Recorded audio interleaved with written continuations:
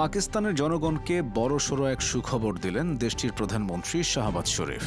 সম্প্রতি ঋণ শোধ করতে চাপ দিতে আন্তর্জাতিক মুদ্রা তহবিল বা আইএমএফ পাকিস্তানকে কড়া কিছু শর্ত দিয়েছে।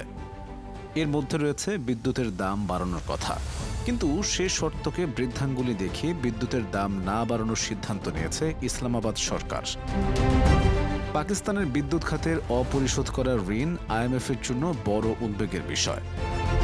আবার ঋণের ভার টেনে নেওয়াও সরকারের জন্য কঠিন হয়ে পড়ছে। তাই অর্থ সংকট কাটাতে আইএমএফের সঙ্গে আরও একটি চুক্তির পরিকল্পনা করছে পাকিস্তান।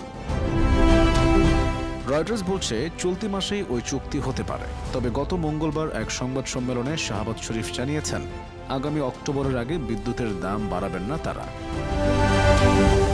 গত বছর আইএমএফের সঙ্গে একটি চুক্তি করেছিল পাকিস্তান।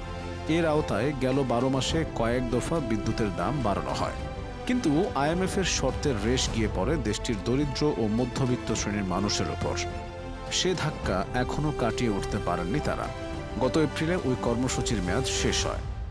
তাই আবারও আইএমএফের দ্বারস্থ হচ্ছে পাকিস্তান।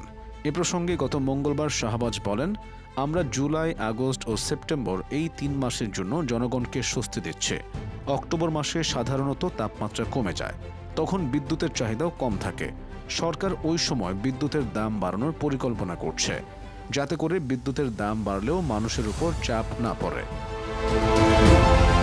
এক পরিসংখ্যান বলছে গেল 16 বছরের মধ্যে এই প্রথম পাকিস্তানে বিদ্যুতের বার্ষিক ব্যবহার কমে যেতে পারে। এর মূল কারণ বিদ্যুতের দাম বেড়ে যাওয়া বলে মনে করা হচ্ছে। চলতি অর্থ বছরের জন্য পাকিস্তান 13 লাখ কোটি রুপি রাজস্ব আদায়ের লক্ষ্যমাত্রা নির্ধারণ করেছে। এ লক্ষ্য বিদায়ী অর্থ বছরের চেয়ে 40% বেশি।